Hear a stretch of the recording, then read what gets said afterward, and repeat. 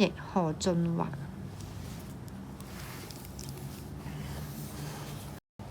好耐好耐以前，有隻鴨媽媽喺湖邊度孵蛋，佢個窩裏度有7隻好靚嘅蛋。孵化後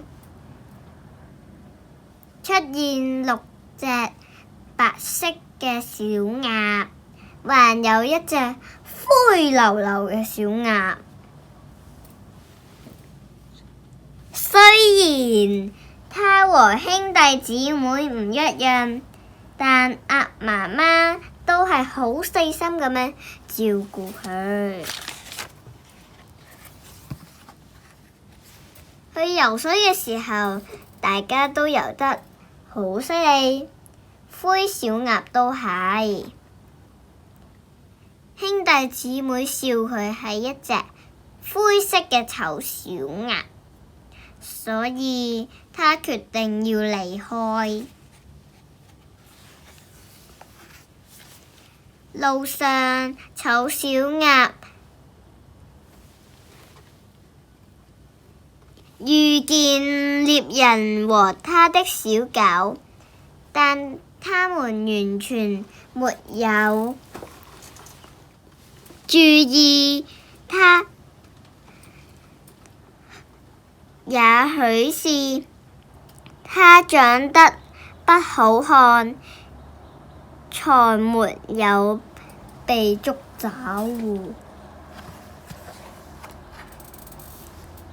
好彩佢遇到農場嘅女主人，女主人讓醜小鴨入佢嘅農場。女主人希望醜小鴨可以生蛋。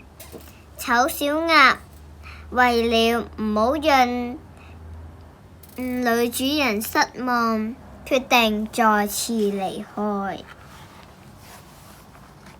冬天到咗咯，醜小鴨孤單咁樣行路，心裏好難過。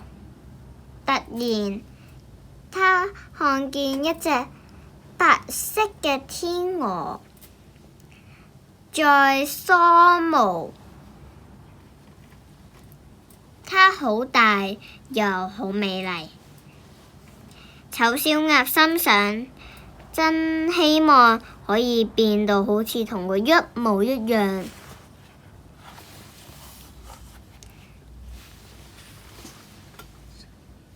雖然冬天好凍，醜小鴨還是努力咁樣生存去。後來有一位好心嘅農夫把它帶回家照顧。醜小鴨一天一天長大。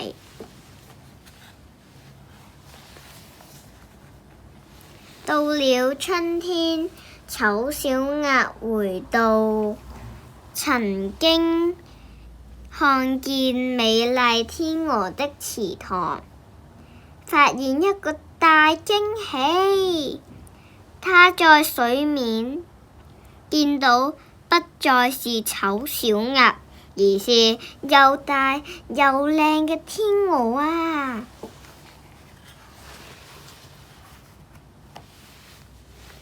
天鵝一家來到池塘，決定帶醜小鴨一起走。醜小鴨好開心可以揾到同伴，它在天空張開美麗翅膀飛。我今日嘅故事就講到嚟呢度啦。希望你哋全部都鍾意我呢本書啦！多謝大家觀看。大家好，我係3年班17號梁思浩。今日我要介紹嘅故事係森林裏嘅怪家。好耐以前咧，有個老師傅莫爺爺教咗個徒弟仔係兔寶，教咗佢好多講故事嘅方法。佢覺得兔寶啊，實在太有天分啦！佢實在太高興有一個咁嘅小徒弟啊！莫爺爺就諗啦，係時候等兔寶獨自出去外邊嘅世界闖一闖啦噃。一日，莫爺爺就講俾兔寶聽啦：你應該去旅行啊，去睇一睇呢個世界有幾大。啊，聽到話要去旅行喎，兔寶咧開心到跳起身啊！好啊，我哋一齊去旅行吧。莫爺爺佢揮咗揮手就話啦：No no no，唔係我哋，你自己去。啊，兔寶佢好憂傷咁問：你唔再教我寫故事啦咩？但係咧，莫爺爺就鼓勵兔寶啦。親愛嘅兔寶，我會在家裏面等你翻嚟。你走出門，得把自己裝出一塊磁鐵，喺旅行嘅途中吸收所有意思嘅東西回來嘅時候，就講幾個故事俾我聽。莫爺爺接住就講啦：從這邊往東邊走3公里，有一個叫怪家森林地方，你去嗰度走走。兔寶寶佢有啲擔心喎。怪家森林嗰個係咩森林嚟㗎？莫爺爺佢笑住就話啦：唔使擔心，嗰個係一個好特別嘅森林。第二日朝早，兔寶佢告別咗莫爺爺，準備出門旅行啦噃。雖然佢有啲唔係好安樂，但係佢仲係好勇敢朝住森林去繼續前進。兔寶咧，於是佢走過咗公園，穿越咗一個小村莊，又跨過咗一條木橋，終於見到一片大森林啊！兔寶好確定嗰個就係怪咖森林，因為佢門口有一個超級奇怪嘅大樹啊！行咗入森林之後，兔寶左望望，右望望，欣賞下啲花，試住揾出啲好得意嘅嘢。兔寶見到樹枝上有隻蝸牛啊！佢個背脊上邊仲畫住另一隻蝸牛噃。咁得意嘅。兔寶於是好好奇咁樣問到啦：蝸牛先生，你個背脊上面點解畫住另一個蝸牛咧？我冇朋友，畫個朋友一路陪住我食飯、散步同埋講嘢，真係好好噶。心入邊呢個兔寶喺度諗啦，畫個朋友響背脊上邊一齊行路，一齊去旅行啊，又真係一個 good idea 喎。於是兔寶繼續向前行啊，佢見到兩棵樹嘅中間掛住一個超級大嘅蜘蛛網啊，網上面咧仲掛住好多嘅花花草草、小絨球啊、樹葉啊等等。居然仲掛住好多嘅音符喺上邊喎。風吹過嚟嘅時候，森林入邊響起咗叮叮當當好優美嘅旋律。兔寶佢覺得真係好驚奇啊！呢張蜘蛛網實在太有意思啦。兔寶於是佢就問蜘蛛小姐啦：每一隻蜘蛛都好似你咁樣裝飾蜘蛛網咩？其他蜘蛛我就唔知道，我就中意咧將佢裝飾到咁靚。你睇下佢哋咧喺風入邊隨風搖擺嘅樣，我見到就會好開心噶啦。而家我仲要去畫畫添。呢隻蜘蛛啊，簡直係一隻藝術家啊，好有個性啊佢。兔寶咧就唔想打攪呢一個咁忙碌嘅蜘蛛喺度畫畫啦，繼續向住森林入邊行咗過去咯噃。森林入邊啲風喺度慢跑，雀仔喺度唱歌，空氣都係甜噶噃。旅行真係一件相當美好嘅事情啊！行咗冇幾遠，兔寶突然間俾一團黑掹掹嘅大圓球撞親喎。呢個咩嚟㗎？哎呀，兔寶呢一個爬咗起身，發現係一粒比兔寶身高仲要大嘅糞球喎。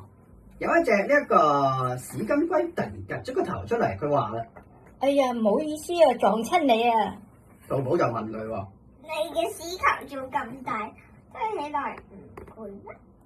我嘅身體啊，鍛煉過噶，你睇下，我就係中意大，我中意好大嗰啲嘢，因為我練過身體。咁佢好重，其他嗰啲屎金龜都搶唔走啦，我仲要趕路啊！呢隻屎金龜啊，推住個大糞球，急急忙忙就離開咗。但係呢，佢冇行幾步，又回頭問咗一句喎：如果我用個糞球嚟做顏料畫一幅畫，你覺得點啊？用你嘅食物咯，我覺得應該會好咗。我都覺得係咁咯。呢個屎金龜呢，聽咗之後，佢覺得好滿意咁樣推住佢嘅大糞球，繼續去趕路啦。希望自己都趕得上森林嘅大畫展咯。兔寶佢睇住呢個滾動嘅大糞球，心入邊呢稱讚就話啦：隻屎金龜真呢個怪卡森林嘅住戶原來都喺度畫緊畫啊！佢哋呢個森林準備要舉行一個大畫展喎。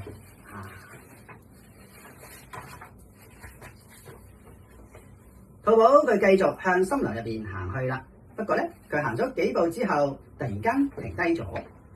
佢諗翻起喺路上面遇到嘅蝸牛啦、蜘蛛啦，同埋呢一個屎金龜仔啊，佢哋同埋其他嘅動物，覺得呢，佢哋嘅生活實在覺得好有趣。而佢呢，一隻咁嘅兔仔，到底要點樣做先至可以將佢啲生活過得更加精彩一啲啊？諗住呢，呢個兔寶就笑咗起身，因為佢覺得自己諗到一個 good idea。於是急急忙忙，佢就呢個轉身跑咗翻屋企喎。喺自己屋企前邊，佢畫咗個窿，掟咗粒種子落去，每日都喺度澆水同埋唱歌俾粒種子聽。過咗無耐，呢個種子發芽咧，慢慢長大，好快長成一個紅蘿蔔嘅。兔寶繼續一個同紅蘿蔔澆水唱歌。哎呦，紅蘿蔔覺得好開心啊！於是越長越大，越長越大，最尾長成一個房子咁大喎。呢次咧，兔寶終於覺得滿意啦。兔寶先咬出一個大門，然後又喺紅蘿蔔上邊咬出個房間，搬咗入去住喎。呢一日，兔寶嚟到莫爺爺屋企，邀請莫爺爺嚟參觀，仲喺度講佢森林入邊發現嘅各種有趣嘅事俾莫爺爺聽喎。莫爺爺笑住咁樣聽住，咁兔寶咧指住個紅蘿蔔大屋就同佢講啦：就係呢度，莫爺爺，你可以搬進嚟啦。我都給你準備咗一個房間咧。莫爺爺就問佢噃，然後咧，兔寶好開心咁同佢講：然後我開始種南瓜，食完呢個房子，我就可以搬進南瓜屋，然後我就可以一直住新房子。莫爺爺聽到佢嘅兔子小徒弟咁有創意啊！呢一下咧，佢連眼睛都笑到彎咗起身啦。呢個係一個相當好嘅故事啊！兔寶於是就將佢嘅畫紙放咗喺台面上面，佢睇住張畫紙，準備亦都開始畫幅畫，一齊參加森林嘅大畫展呢。好啦，我哋今日嘅故事就講到呢一度啦。拜拜。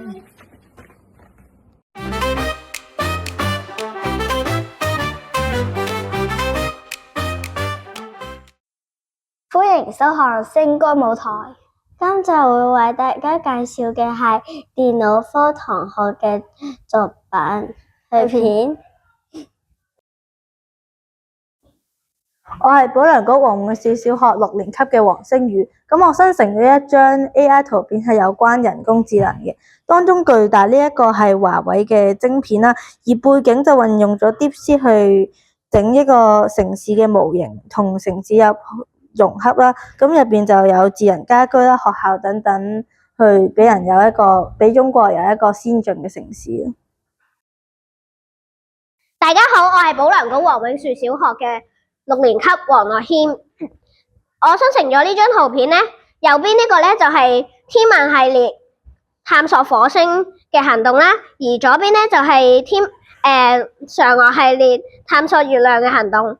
我喺中間呢加咗一個比較科技感嘅橋啦，去到連繫咗兩幅圖，而我亦都加咗一個國旗呢，去到代表我哋中國可以能夠探索火星同埋探索月亮。